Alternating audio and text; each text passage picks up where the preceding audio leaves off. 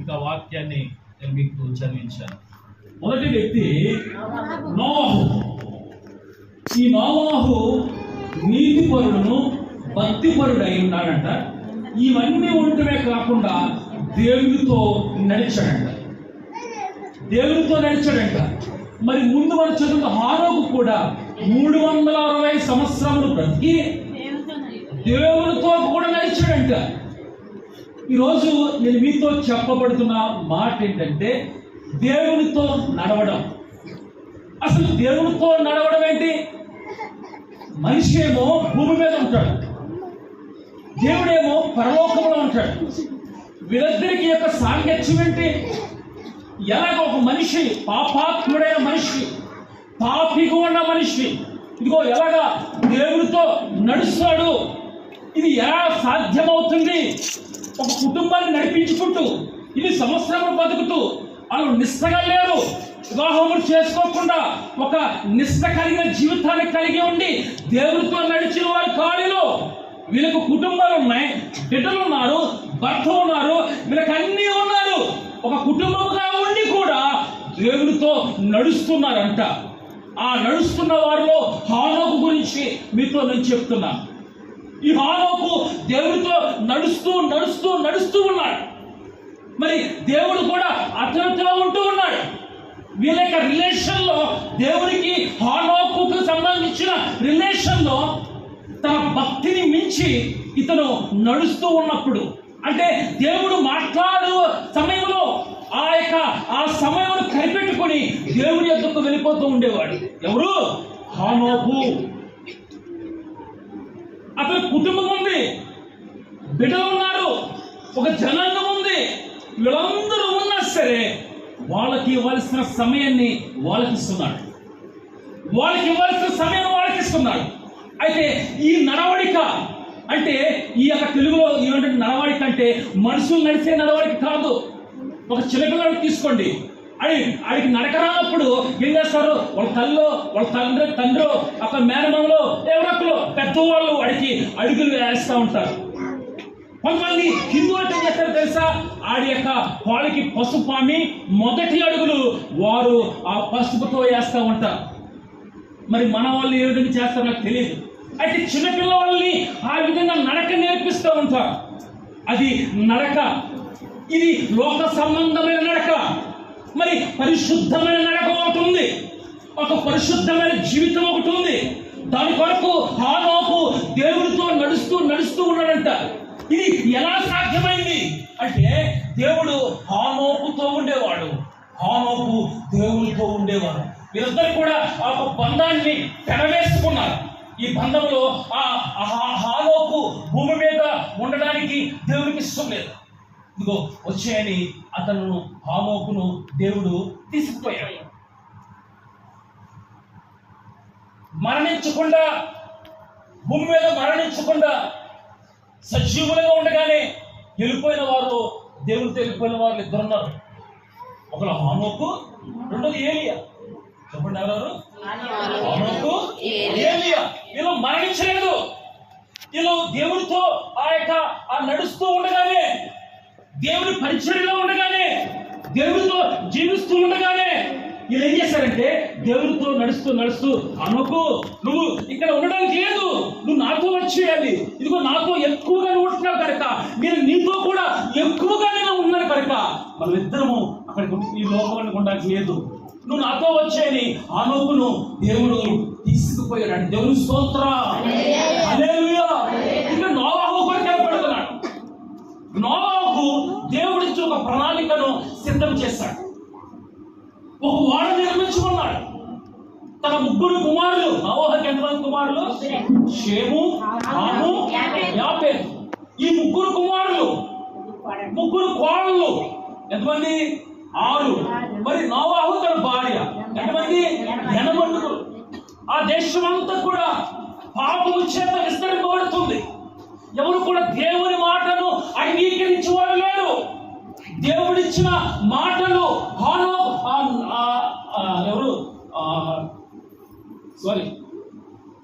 దేవుడిచ్చిన మాటలను నోవాహు నిర్వర్తించుకుంటూ ఆ దేవుని మాటలు చాటుతూ ఉన్నాడు, ఇక్కడ ఓడను సిద్ధపరుస్తూ ఉన్నాడు.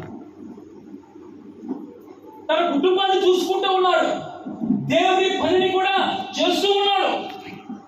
ఎక్కడ కూడా ఆపుదల లేదు. అయితే ఈ యొక్క ఇద్దరు వ్యక్తుల గురించి కొన్ని మాటలను మీతో పంచుకోబోతున్నాను. హనోకు దేవుడితో నడిచాడు, నోవాహు దేవుడితో నడిచాడు. వీరిద్దరు కూడా మనుషులే. ఈ రోజున ఇలాగా దేవుడితో నడిచేవారు ఎవరైనా ఉన్నారా అన్న ప్రశ్న.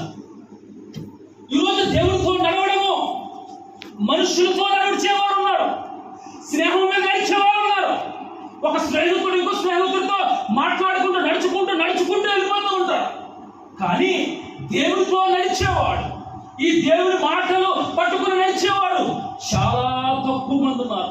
దేవుడేమో పరలోకంలో ఉంటాడు కదా, ఆ మహిమలో ఉంటాడు కదా, ఆయనతో నాకెందుకు నడవడము, నేను భూమి మీద ఉన్న మనుషులతోనే నడుచుకుంటూ ఉంటానని లోక సంబంధమైన నరకని రోజున భూమి మీద ఉన్న మనుషులు నడుస్తూ ఉన్నారు. ఆ దానికి ఆ నరక, వారి పడక, వారి యొక్క జీవనము ఎదిరిపోతుందంటే వాక్యంలో ఉన్న నరక గురించి చాలా మాటలు ఉన్నాయి. దుష్టుల ఆలోచన చెప్పున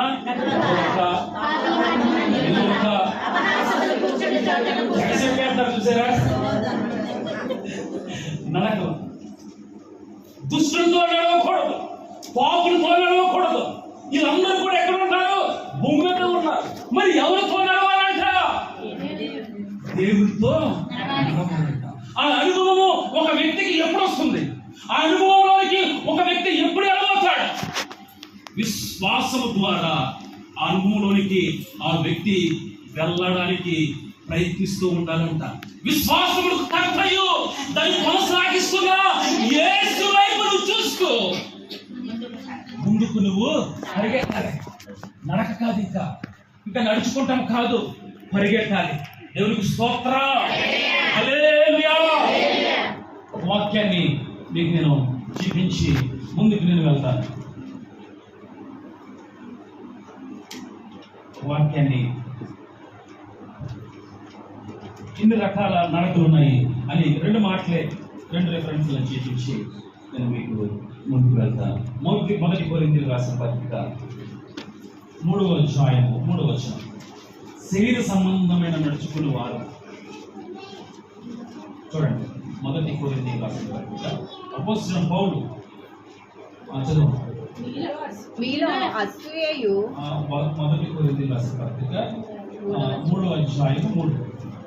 మీలో అసూయయు కలహమును ఉండగా మీరు శరీర సంబంధులై మనుష్య రీతిగా నడుచుకొని వారు కారా? చూడండి, మనుషులు ఏ విధంగా నడుచుకుంటారో, మనుషులు ఏ విధంగా నడవడిక ఉంటుందో పౌలు చెప్తున్నాడు. ఎందుకంటే మీరు శరీర సంబంధులై మనుష్య రీతిగా నడుచుకొని వారు కారా? మనుషులు ఏ విధంగా నడుస్తారంటే భూమి మీద ఉన్న ఎవరో ఒకటి ఆధారం చేసుకుని, ఎవరో ఒక వ్యక్తిని ఆదర్శంగా చేసుకుని, ఈ నడిచిన మార్గము మంచి మార్గము, వాడు ఎలా ఉన్నా పర్వాలేదు, వాడి క్యారెక్టర్ ఎలా ఉన్నా పర్వాలేదు, వాడి భక్తి జీవితం ఎలా ఉన్నా పర్లేదు, వాడికి ఎన్ని ఫ్యామిలీలు ఉన్నా పర్వాలేదు, కానీ వాడి మార్గమని, వాడు ధనవంతుడేంటో చాలు, వాడికి డబ్బు ఉంటే చాలు, వాడిని మీరు ఆదర్శంగా తీసుకోండిరా, మీరు వాడిని ఆదర్శంగా తీసుకుని మీరు వెళ్ళే మార్గంలో వెళ్ళండిరా అని చెప్పే వాళ్ళు ఉన్నారు. ఆ మార్గము శరీర సంబంధమైన మార్గము. అది లాస్ట్కు ఎక్కడికి తీసుకెళ్ళిపోతుందంటే మరణంలో తీసుకెళ్ళిపోతుంది. అది శాశ్వతమైన మరణంలో తీసుకుపోతుంది. ఆ మరణం గుండా వెళ్ళకూడదు. అది శరీర సంబంధమైన ఆ నడవడిక. ఇప్పుడు ఆత్మ సంబంధమైన నడవడిక. శరీర సంబంధమైన ఆలోచనల మీద, మాట మీద, చూపుల మీద వాళ్ళు లక్ష్య పెడతా ఉంటారు. శరీర సంబంధమైన మనస్సు, శరీర సంబంధమైన నడక. మరి ఆత్మ సంబంధమైన నడక, ఆత్మ సంబంధాలు శరీర విషయమైన సంబంధమైన వాటి మీద మనసు పెట్టరు. వారి శరీర సంబంధమైన వాటికి అవసరం లేదు. వారి శరీరం నలగిపోయినా వారు రిక్తిగా చేసుకోవడానికి, వారి శరీరాన్ని ప్రభు ఎదుట చూపించుకోవడానికి, వారి శరీరాన్ని ప్రభు కొరకు నలగగొట్టుకుంటారు. ఉపవాసాల ద్వారా, జాగారాల ద్వారా గంటలు గంటలు తరబడి దేవుని పాదాలు పట్టుకుని దేవుని కనికరాన్ని, దేవుని దయను వారి కుటుంబం మీదకు, వారి సంఘం మీదకు, వారి యొక్క గ్రామం మీదకు, వారి దేశం మీదకు కావాలని వాళ్ళు ఏం చేస్తారంటే వారి శరీరాన్ని నలగొట్టుకుంటారు. వారు ఏమైపోయినా పర్వాలేదు, వారు ఎలాగైపోయినా పర్వాలేదు, ఆఖరికి వారు చనిపోయినా పర్వాలేదు, కానీ దేవుని చిత్తము మా ఎడల ఎలా ఉందో అది నెరవేరాలని ఆత్మానుసారముగా మీరు నడుచుకోండి. ఏ ఆత్మ? పరిశుద్ధ ఆత్మానుసారముగా మీరు నడుచుకోండి. ఆత్మ సంబంధులు, శరీర సంబంధులు. శరీరము, ఆత్మ ఈ రెండు కూడా ఎప్పుడు కూడా కొట్టుకుంటూ ఉంటాయి. అవన్నీ కూడా ఈ రెండు కూడా ఎప్పుడు పోట్లాడుకుంటూ ఉంటాయి. మనుషులు ఏ విధంగా ఈ రోజు పోట్లాడుకుంటున్నారు, నీకు పడదు నాకు పడదు, మీ మయ్యన్న నీకు నాకు మైన గొడవలు. ఈ గొడవలు ఈ లోక సంబంధంగా ఎలా ఉంటాయో ఒక వ్యక్తిలో కూడా శరీరానికి, ఆత్మకు ఈ రెండింటికి పడకుండా ఉంటాయంట. ఇదేమో పడుకోమంటది శరీరము, ఆత్మేమో ప్రార్థన చేయమంటది. ఇదేమో అబద్ధాలు చెప్పమంటది, దేవుని ఆత్మేమో నిజాలు పలకమంటది. ఇదేమో పాపము చేయమంటది, ఇదేమో పరిశుద్ధముగా జీవించమంటది. ఈ రెండు కూడా పోట్లాడుతూ ఇవన్నీ కూడా కొట్లాడుకుంటూ ఉంటాయంట. ఈ కొట్లాడుకుంటూ ఉన్నప్పుడు ఏది గెలిస్తే నీకు నాకు ప్రయోజనమో ఏంటంటే ఆత్మ సంబంధమైన మనస్సు మనకు గెలిస్తే మనము ఆత్మలో పరిపూర్ణులుగా అవుతాము. దేవునికి స్తోత్రం, హల్లెలూయా. ఈ రోజున ఈ ఆరాధన జరుగుతున్నప్పుడు, ఈ పరిశుద్ధాత్మ ఆరాధన జరుగుతున్నప్పుడు, ఈ ఆరాధనలో ప్రభువా నీ శక్తి నాకు ఇవ్వయ్యా, ప్రభువా నీ బలాన్ని నాకు ఇయ్యయ్యా, అయ్యా నీ పరిశుద్ధాత్మ శక్తితో నింపయ్యా అని నువ్వెంత గుంజుకున్నా సరే నీ మీదకు ఒక మహిమ, ఒక స్పర్శ, దేవుని యొక్క స్పర్శ నీ మీదకు రావట్లేదంటే నీవు శరీర సంబంధముగా నడుచుకుంటున్నావు. అది ఏ మనిషి కూడా కనిపెట్టలేడు. అక్కడికి నీ భర్త, నీ దైవజనుడు, లేకంటే ఎవరు కూడా నువ్వు ఎలా నడుస్తున్నావో కూడా ఎవరు గుర్తించలేరు. అది నీకు మాత్రమే తెలుస్తుంది. నువ్వు శరీర సంబంధంగా నడుచుకుంటున్నావా, ఆత్మ సంబంధంగా నడుచుకుంటున్నావా? శరీర సంబంధంగా నడుచుకుంటే శరీర కార్యాలను నువ్వు నెరవేర్చుకుంటుంటావు. నువ్వు శరీర సంబంధంగా జీవిస్తే శరీర కార్యాల మీదే నీ ఆలోచనలు ఉంటాయి. శరీరానికి కావాల్సిన సుఖము, శరీరానికి కావాల్సిన ఆహారము, శరీరానికి కావాల్సిన సోకులు, ఇవన్నీ కూడా శరీరము ఆస్వాదిస్తుంది, కోరుకుంటూ ఉంటుంది. శరీర కార్యాలు మనకు తెలిసే ఉన్నాయి.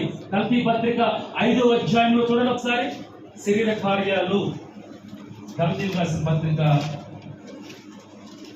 5వ అధ్యాయము 16వ వచనం చూడండి. ఆత్మానుసారంగా ఒక్క చదువున్నామా? చూడండి ఇక్కడ మాట ఆగనమ్మా. మీరు ఆత్మానుసారముగా నడుచుకోండి. శరీరేచ్ఛను నెరవేర్చరు. శరీరము ఆత్మకును, ఆత్మ శరీరముకును విరోధముగా అపేక్షించుకుంటే ఇవన్నీ కూడా పడట్లేదు. శరీరానికి ఆత్మకు రెండింటికి వైర్యము. ఇది దాని పడనవదు, అది దీని పడనవదు. చదువు. ఇది ఒకదానికొకటి వ్యతిరేకముగా ఉన్న. చూసారా, ఇది నా మాటలు కాదు, ఏదో కల్పిస్తున్న మాటలు కాదు. ఇది శరీరముకును ఆత్మకును ఎప్పుడు వైరాగ్యమే. ఈ రెండు కూడా ఎప్పుడు కొట్లాడుకుంటూ ఉంటాయి. ఈ రెండు ఎప్పుడు కూడా ఈ కలవు అంట. చదువు కింద. కనుక మీరు ఏమి నిశ్చయించరు వాటిని చేయకుండా. చూడరాగండి. ఆత్మానుసారంగా నువ్వు నడవాలనుకుంటున్నావు, నువ్వు శరీర సంబంధంగా ఆలోచిస్తున్నావు. నువ్వు అనుకుంటావు ఇదిగో ఈ రోజంతా నేను పరిశుద్ధంగా జీవించాలి, ఈ రోజంతా కూడా ప్రార్థనలో ఉండాలి, ఈ రోజంతా కూడా ప్రభు దర్శనం చూడాలి, ప్రభు ముఖాన్ని చూడాలి,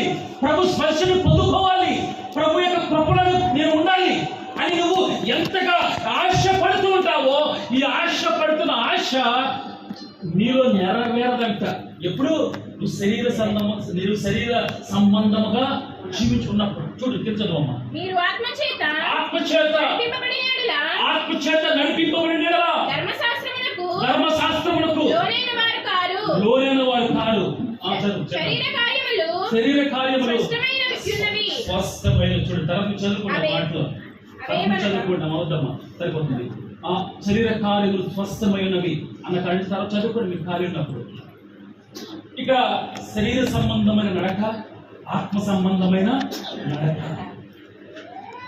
నిన్న వ్యక్తులు చెప్పాను, హానోకు నోవాహు. మరి ఇద్దరు దేవునితో నడిచారు. ఏ విధంగా నడిచారు అంటే ఈ యొక్క వాక్యాలన్నీ కూడా మేము ముందు పెడుతున్నాం. ఏ విధంగా నడిచారంటే శరీర సంబంధంగా నడిచేవారు కాదు, ఆత్మానుసారముగా నడిచారు. అదే గల్తీ పత్రిక అలాగే కొంచెం తెలిసేవారు. ఆత్మానుసారంగా నడిచేవారు ఏ విధంగా ఉంటారు చాలా.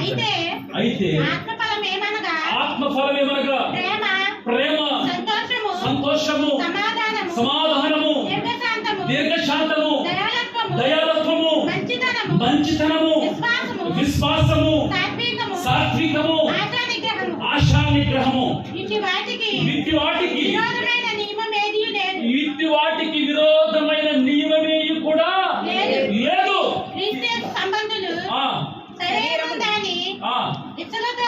ఇచ్చలతోనూ దురాశలతోనూ సిలువేసి ఉన్నారు. చూడండి, శరీర సంబంధముగా నడుచుకున్న వారు ఆత్మానుసారమైన విషయాల గురించి ఏమాత్రం లక్ష్య పెట్టరు.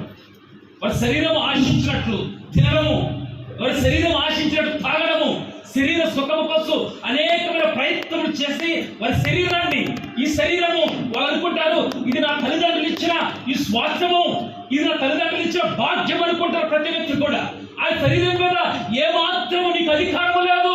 ఇది క్రీస్తు శరీరముగా మార్చబడాలి. మనము ఈ లోకమునికి రాకముందే ఆయన నేత్రములను కనిపెట్టాయి. ఇదిగో తల్లి గర్భములో రూపొందుక ముందే నిన్ను చూస్తున్న దేవుడు ఆయన అంటున్నాడు, నిన్ను తన చేతులతో నిన్ను తయారు చేసుకున్నాడు. తన యొక్క చూపుతో నిన్ను తయారు చేసుకున్నాడు. తన సంకల్పం చెప్పిన నిన్ను తయారు చేసుకున్నాడు. తన ఆలోచన చెప్పిన తయారు చేసుకున్నాడు. నువ్వు అనుకుంటున్నప్పుడు నువ్వు తయారు చేసుకున్న వ్యక్తికి నువ్వు లోబడి ఉండాలి. నిన్ను రూపొందించే వ్యక్తికి నువ్వు లోబడి ఉండాలి. నీ భర్తకు నువ్వు లోబడి ఉంటావు. కానీ దేవుని విషయంలో మాత్రము దేవునికి లోబడకుండా, దేవునికి విధేయ చూపకుండా ఈ శరీరాన్ని నీ ఇష్టం వచ్చినట్లు, ఈ శరీరాన్ని నీ అవసరతల కొరకు నువ్వు ఉపయోగించుకుంటావు. కానీ దేవుని కొరకు మాత్రము దీన్ని ఉపయోగించవు. అంటే అలా అనుకుంటారు చాలా మంది. దేవుని కొరకంటే ఏం పని చేయాలి అని అనుకుంటా ఉంటారు. దేవుని కొరకు ఉపయోగించాలంటే నేను ఏం పని చేయాలి శరీరంతో అంటే, మోకాలుండగా నీ కాళ్ళు రెండు పనిచేస్తుండగా కనీసమైన ఒక 10 నిమిషాలైనా నీ మారు మనసు జీవితం కొరకు, లేదా నీ భర్త కొరకు, విధేయత లేని నీ బిడ్డల కొరకు, లోకంలో తిరుగుతున్న నీ బిడ్డల కొరకు ఒక 10 నిమిషాలైనా నీ మోకాళ్ళు వంచి ప్రభు ప్రార్థన పట్టుకుంటావా? అంటే నేను వంగలేనండి, నా కాళ్ళు వంగవండి అంటావు. అదే 4-3 కూర్చుని అక్కడికి వెళ్ళి సోదేసుకోమంటే గంట అయినా సరే సైన్స్ సరిపోదు. మళ్ళీ గీతాకు వచ్చి కంటిన్యూ చేస్తానంటారు. దేవునికి స్తోత్రం, హల్లెలూయా. దేవుని విషయంలో నిర్లక్ష్యం చేస్తూ ఉంటారు. దేవుని విషయంలో ఆ నిర్లక్ష్యపు మనస్సు ఉంటా ఉంటుంది.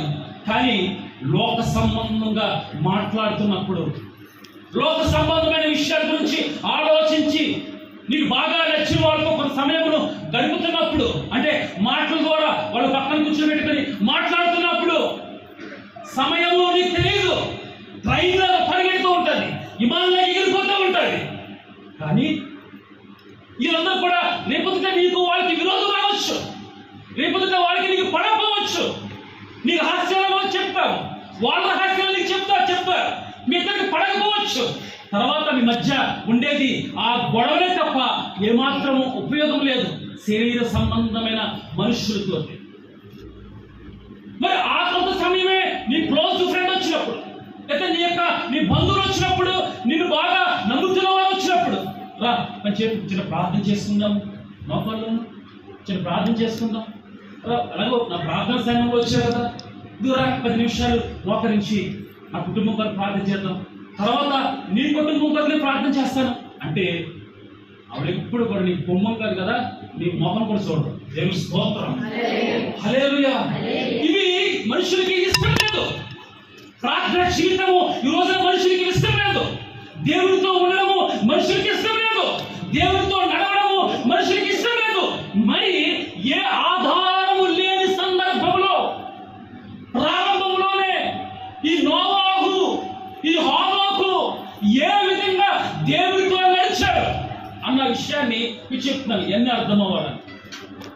ఈ రోజున మనుషుల జీవితాలు ఇలాగా ఉన్నాయి. మరి ఇవంతా లేనప్పుడు కూడా వీళ్ళు దేవునితో ఏ విధంగా నడిచేవారంట. ఒక స్వరము, ఒక మాట, ఆదాము ఆదాము రా, నీతో నేను ఒక సమయం ఉండవలసి ఉన్నది రా అన్నప్పుడు ఆ చల్లటి పూట ఆదాము వచ్చి దేవునితో మాట్లాడుతూ ఉండేవాడు. ఆ సాయంకాలం వేళ చక్కగా దేవుని సన్నిధిని ఆదాము అందిస్తూ ఉండేవాడు. తర్వాత కొంత సమయం దేవుడు ఆదాముతో ఉన్న తర్వాత దేవుడు మళ్ళీ వెళ్ళేవాడు. ఆదాము తన పనుల మీద ఉండేవాడు. అలాగా దేవుడితో గడుపుతూ ఉండేవాడు. దేవుడు అనుకున్నాడు, ఆదాము నాతో నడుస్తాడేమో, నేను క్రియేట్ చేసుకున్నా, నేను సృష్టించుకున్నా, నేను తయారు చేసుకున్నా నా బిడ్డ కదా, ఈ ఆదాము నాతో ఉంటాడేమో, ఈ ఆదాము నా మాట వింటాడేమో, నేను చెప్పిందల్లా చేస్తాడేమో అనుకుని ఎక్కువసేపు యెహోవా దేవుడు వచ్చి ఆదాముతో గడుపుతూ ఉండేవాడు. కానీ అతని స్వభావం ఈరోజు మారలేదు. అతని ఆలోచన ఎప్పుడు మారలేదు. ఈ రోజున ఇదే రీతిగా చాలా మంది ఉంటున్నారు. అనేక సార్లు దేవుని వాక్యం దగ్గరకు వచ్చి, అనేక సార్లు దేవుని యొక్క సందేశం నీ కుటుంబంలోకి వచ్చి నీ జీవితాన్ని మార్పు చేయాలని, నీ బ్రతుకును మార్చాలని అనేకమైన సందేశాలు నీకు వినబడుతున్నా మార్పు లేని జీవితం. చూడండి, ఆదాము జీవితంలో జరిగింది. మొదటి వాడు దేవుని చేత, దేవుని హస్తముతో తయారు చేయబడిన వ్యక్తి. దేవుడికి ఎంత ఎక్స్పర్ట్ ఉంటుందో చూడండి, దేవుడికి ఎంత ఆలోచన ఉంటుందో చూడండి. ఎక్కడ ఒంటరైపోతే సాతాను వచ్చి ఆదామును పట్టేసుకుని నా యొక్క దైవ కృప పొందకుండా, అయితే నా వైపు రాకుండా అతను లోపర్చి చేసుకుంటుంది. మరి సాయంకాలం వల్ల కూడా దేవుడు ఆ మహిమను విడిచిపెట్టేసుకుని, ఆ పరలోకంలో ఆ మహిమను విడిచిపెట్టుకుని ఇదిగో ఆ భూమి మీదకి వచ్చి ఆదాముతో ఉండేవాడు, సహవాసాన్ని ఉండేవాడు. తర్వాత కొన్ని మనం చిన్నపిల్లల యొక్క మాటలు తిరిగిన తర్వాత దేవుడు పిలుస్తున్నాడు, ఆదాము నువ్వు ఎక్కడ ఉన్నావయ్యా? నీతో గడపవలసిన సమయం వచ్చేసింది, నీతో నేను మాట్లాడించవలసిన సమయం వచ్చేసింది. ఇదిగో నువ్వు నాతో ప్రార్థన చేయవలసిన సమయం ఆసన్నమైంది. నేను నీతో గడిపే సమయం ఆసన్నమైపోయింది. ఇంకా గడువు చేస్తావెందుకు? ఇంకా ఎక్కడెక్కడ ఉంటావెందుకు? రా, నా సన్నిధికి రా. ఇదిగో నన్ను మొరపెట్టు, నేను ఉత్తరిస్తానన్నాను. ఇదిగో ఒకసారి నన్ను వేడుకో. ఆదాము నువ్వెక్కడున్నావయ్యా అన్నప్పుడు ఆదాము ఆ మాట వినపడ్డాయి. కానీ అతనైతే దేవుని స్వరం విని దాక్కున్నాడంట. చూడండి, దాంట్లో ఒక నీతి. ఈ రోజులు కూడా చాలా మంది శరీర సంబంధంగా నడుచుకునేవారు.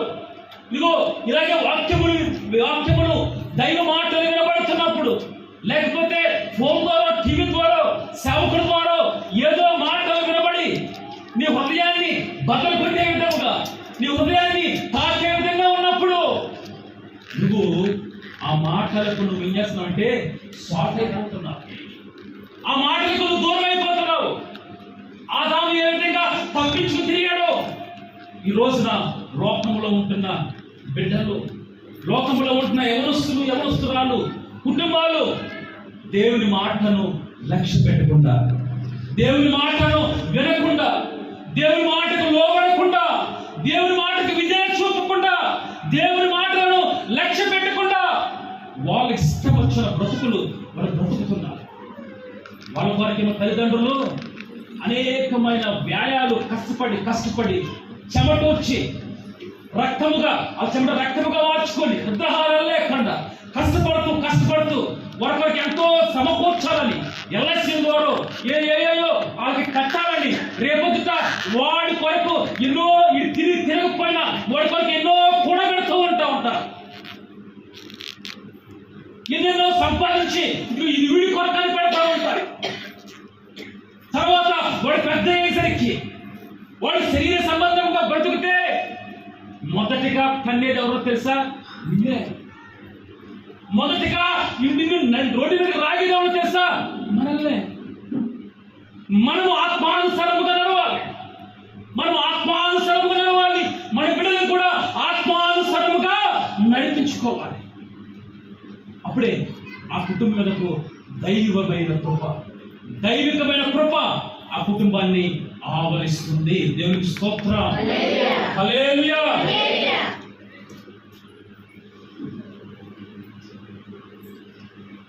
ఈ ఆత్మానుసారంగా నడుచుకునే వారు 2 లక్షణాలు చెప్పి నేను వాక్యాన్ని ముగించేస్తాను.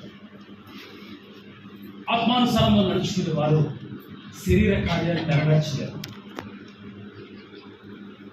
ఆత్మానుసారంగా నడుచుకునే వారు శరీరం మీద వాళ్ళు దృష్టి పెట్టలేరు.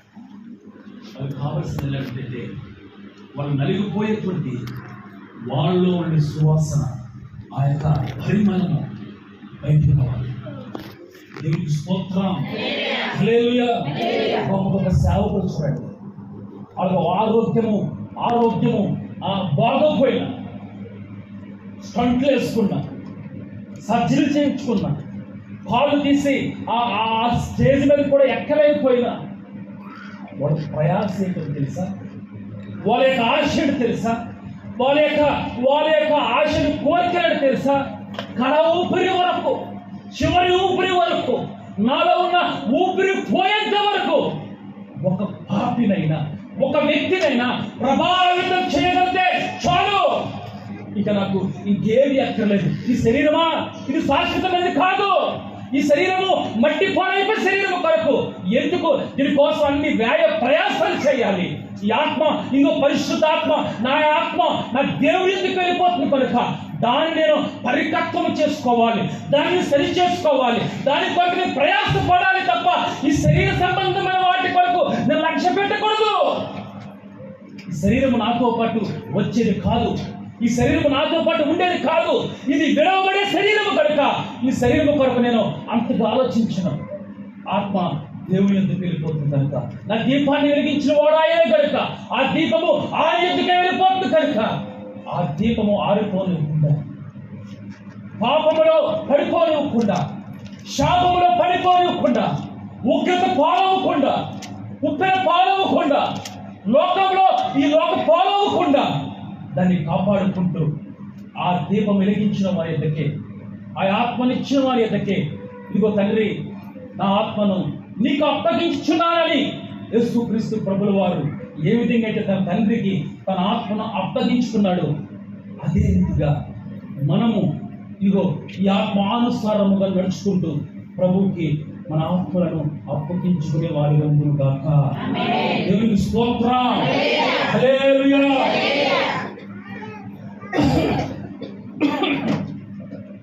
ఈ ఆత్మానుసారముగా నడుచుకునే వారికి లోకం మీద కానీ, లోక ఆశల మీద కానీ, మనుషుల మీద కానీ ఏం భయం ఉండదు. ఈ ఆత్మానుసారంగా నడుచుకునే వారికి, ఎందుకంటే దేనికి భయపడరు అంటే, అలాగంటే దేనికి భయపడాలంటే అందరూ లెక్క చేయడం కాదు. లోక సంబంధమైన శ్రమలు, లోకము వేస్తున్న శ్రమలు వాడికి లక్ష్య పెట్టరు. శ్రమలు వస్తున్నప్పుడు వాడు కురిగిపోరు, ఇబ్బందులు వస్తున్నప్పుడు వాళ్ళు నలిగిపోరు. వారితో ఉన్న దైవము ఇశ్రాయేలు నడిపించిన దేవుడే నన్ను కూడా నడిపిస్తున్నాడని, ఇశ్రాయేలు నడిపించే దేవుడే నన్ను నడిపిస్తున్నాడని, వారిని పాలించే దేవుడే నన్ను కూడా పాలిస్తున్నాడని వారి యొక్క మనోధైర్యము ఆత్మానుసారంగా నడిచేవారు. ఇదిగో ఇశ్రాయేలును కొంతమంది కాదు, కొన్ని లక్షల మంది నడిపించే దేవుడు ఇదిగో నిన్ను నడిపించడా, ఏ విధంగా నడిపిస్తాడు? ఆయన పచ్చిక వైపు నడిపిస్తాడంట. శాంతికరమైన జలముల యొద్దకు నిన్ను నడిపిస్తాడు మన దేవుడు. నువ్వు అడగాలి, ప్రభువా నీతి మార్గంలో నడిపించు, యథార్థ మార్గంలో నడిపించు, భక్తి మార్గంలో నడిపించు అని నువ్వు అడగాలి. నేనే మార్గమైన దేవుడు అని చెప్పిన దేవుడు, నేనే మార్గమును, నేనే సత్యమును, నేనే జీవమే ఉన్నవాడని చెప్పిన దేవుడు. నువ్వు అడగాలి, ప్రభువా నీ మార్గమును నడిపిస్తావా, నీ సత్యమును నడిపిస్తావా, యథార్థ మార్గమున నన్ను నడిపిస్తావా, భక్తి మార్గం నడిపిస్తావా అంటే నా ప్రభువు నిన్ను నడిపించడానికి వచ్చే దేవుడు. దేవునికి స్తోత్రం, హల్లెలూయా. కష్టాల కొలిమి కాల్చివేసిన గుండెను చీల్చివేసిన, కష్టాల కొలిమి కాల్చివేసిన, శోకాల గుండెను చీల్చివేసిన, తన చిత్తము నెరవేర్చుతాడు, గమ్యం వరకు నన్ను చేర్చుతాడు, తన చిత్తము నెరవేర్చుతాడు, గమ్యం వరకు నన్ను చేర్చుతాడు, నడిపిస్తాడు నా దేవుడు, శ్రమలోనైనా నన్ను విడువడు, నడిపిస్తాడు నా దేవుడు, శ్రమలోనైనా నన్ను విడువడు. దేవునికి స్తోత్రం, హల్లెలూయా. దేవుడు మనం నడిపించే దేవుడు. మనకి ఇష్టమైన మార్గము కూడా కాదు, మనకు నచ్చిన మార్గము కూడా కాదు, లేకపోతే అందరికీ నచ్చిన మార్గము కూడా కాదు. తన మార్గము కూడా, ఆ మార్గము రాజ మార్గము కూడా, గాఢాంధకారంలో నేను నడిచినను సంచరించినను ఏ అపాయములకు రాకుండా దేవుడు మనను నడిపించే దేవుడు అంట. ఆ యొక్క నడిపింపులోనికి, ఆ నాయకత్వంలోనికి, ఆ నడిపించే కాపరిగా ఉన్న దేవుని ఎందుకు నువ్వు నడవాలని దేవుడు కోరుకుంటున్నాడు. నాతో నడవాలని నువ్వు ఆశపడుతున్నావా? నాతో జీవించాలని నువ్వు ఆశపడుతున్నావా? నాతో సన్నిహితంగా ఉండాలని నువ్వు ఆశపడుతున్నావా అని నా ప్రభువుని అడిగితే, ఆశ అయితే నాకు ఉంది కానీ అయ్యా, ఆశ అయితే నాకు ముందు నడవాలని నేను నడవలేకపోతున్నాను, నేను పరిగెట్టలేకపోతున్నాను, ఎలాగా నేను నడవలేకపోతున్నానయ్యా. నీ మార్గం గుండా నేను కొన్ని రోజులు నడుస్తున్నాను, ఇదిగో నీ శ్రమకాలం వస్తున్నప్పుడు నడుస్తున్నాను, ఆ శ్రమకాలం అయిపోయిన తర్వాత మళ్ళీ చల్లారిపోతున్నాను, ఇది మరి డిసెంబర్ వస్తున్నట్టు నడుస్తున్నాను, మళ్ళీ డిసెంబర్ అయిపోగానే మళ్ళీ చల్లారిపోతున్నాను. నా బ్రతుకు ఇలా ఉంది, నా జీవితం ఇలా ఉంది. నేను అప్పుడప్పుడు నడిచేవాడిని కాదు, నిరంతరం నీతో నడిచేవాడిగానే మారాలి, నిరంతరం నీతో నేను జీవించేవాడిగానే ఉండాలి, నీ స్వారూపంలోకి రావాలి, నీ మహిమలోకి రావాలి, నీ ప్రత్యక్షతను పొందుకున్నవాడిగానే ఉండాలయ్యా. అట్టి గొప్ప నాకు దయచేవా, అట్టి భాగ్యం నాకు దయచేవా. హానుకు నడిపించేవాడు నీవే, నోవాహు నడిపించేవాడు నీవే. వారు నీతో నడిచారు, వారి కుటుంబాన్ని పోషించుకుంటూ, వారి కుటుంబాన్ని బాగు చేసుకుంటూ నీతో నడిచారు. ఈ రోజున వారి కొరకు మనం చెప్పుకున్నాం కదా, నీతిమంతులుగా, యథార్థవంతులుగా వాళ్ళు నడిచి నడిచి దేవుడితో సహవాసం చేసి వారు కొనిపోయారు. ఇంకా పరిశుద్ధులుగా వాళ్ళు ఉన్నారు. ఇదిగో అది జీవితం నాకు దయచేవా, అట్టి బ్రతుకు నాకు దయచేవా.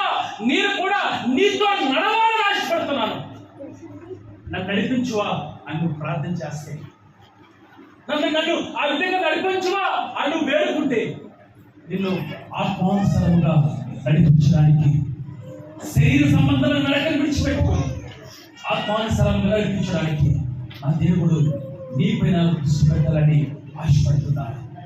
శరీర సంబంధమైన నడవడిక, శరీర సంబంధమైన ఆలోచనలు, శరీర సంబంధంగా నడుచుకున్న వారు వారి కుటుంబాలు పాడైపోతున్నాయి, వారి బ్రతుకులు నలిగిపోతున్నాయి. అది మనుషులకు తెలియకపోవచ్చు, మనుషులు కనిపెట్టకపోవచ్చు, మనుషులు జనాలను చలమనే ఇవ్వవచ్చు, కానీ నీ నడక, నీ మడక, నీ చూపు నీకన్నా కనిపెట్టేవాడు ఒకడు ఉన్నాడు. ఆయన ఒక సింహం. ఆ పరలోకం నుండి నిన్ను, నన్ను, నీ క్రియలను, నా క్రియలను, నీ చూపును, నా చూపును, నీ ప్రవర్తనను, నీ నడవడికను, నీ పడకను, నీ ఆలోచన కూడా దేవుడు చూస్తున్నాడు. ఇంకెందుకు శరీర సంబంధముగా ఆలోచించి, శరీర సంబంధముగా జీవిస్తూ ఆత్మానుసారముగా వేడుకోవడము? ఎందుకు శరీర సంబంధముగా బ్రతుకుతూ ఆత్మానుసారంగా ఉందని చెప్పుకోవడము? బ్రతికితే యథార్థంగా బ్రతకాలి, జీవిస్తే యథార్థంగా బ్రతకాలి. జీవిస్తున్నాడే నీ కృపయ్యా, బ్రతికున్నానంటే నీ కృపయ్యా అది పాడుకుంటాము.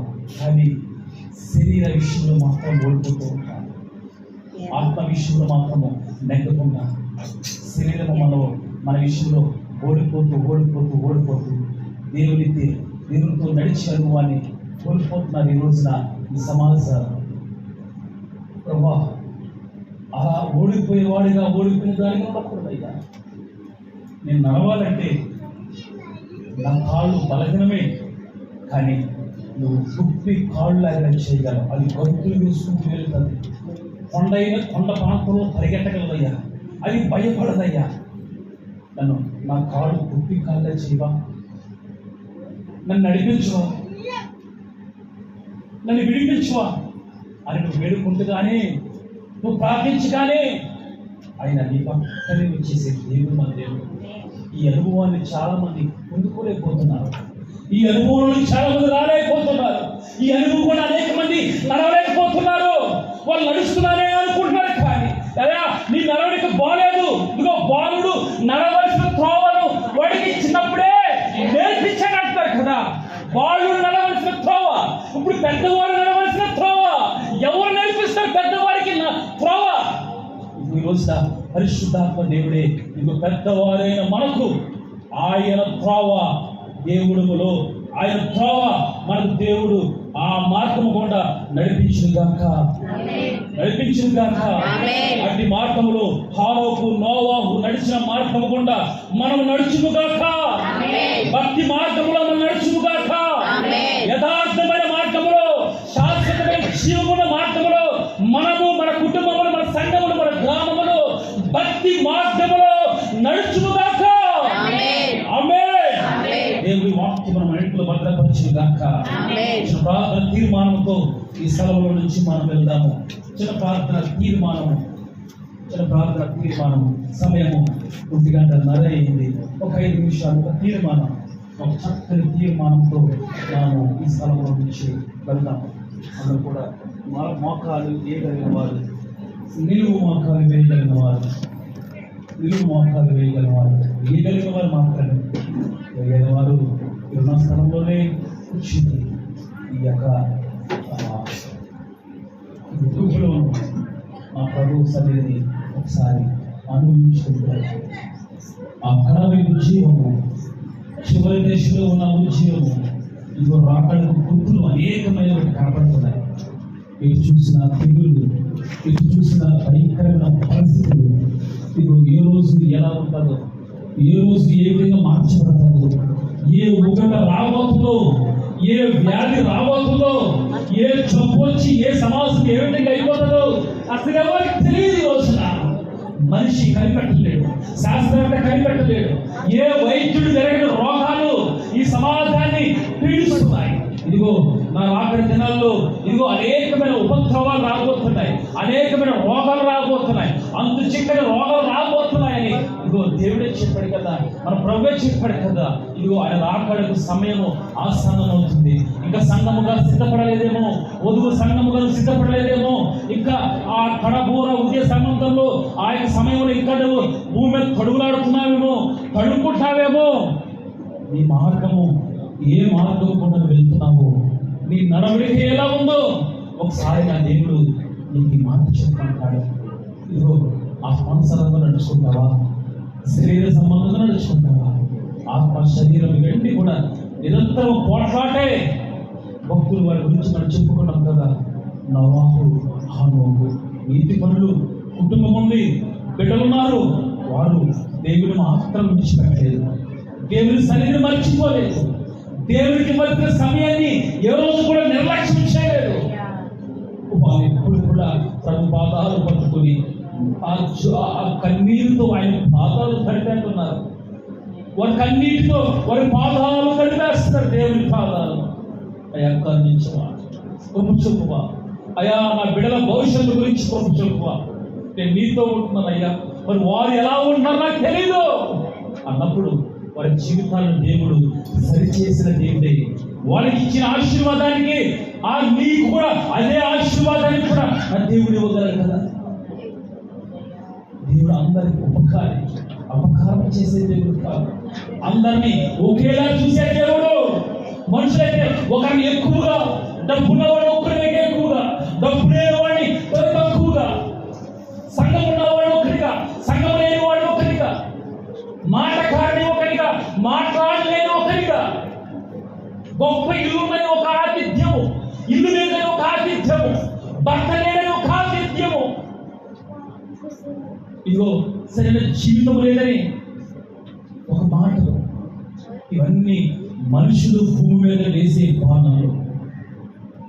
దేవుడైతే అలా నిందించేవాడు కాదు. ఆ దేవుడు నువ్వెప్పుడు కూడా ఆయనకు ప్రియమైన దానివే, నువ్వెప్పుడు కూడా ఆయనకు ఒక ప్రత్యేకించబడిన దానివే. అనేక మంది తిరస్కరించవచ్చు, అనేక మంది హేళన చేయవచ్చు, అనేక మంది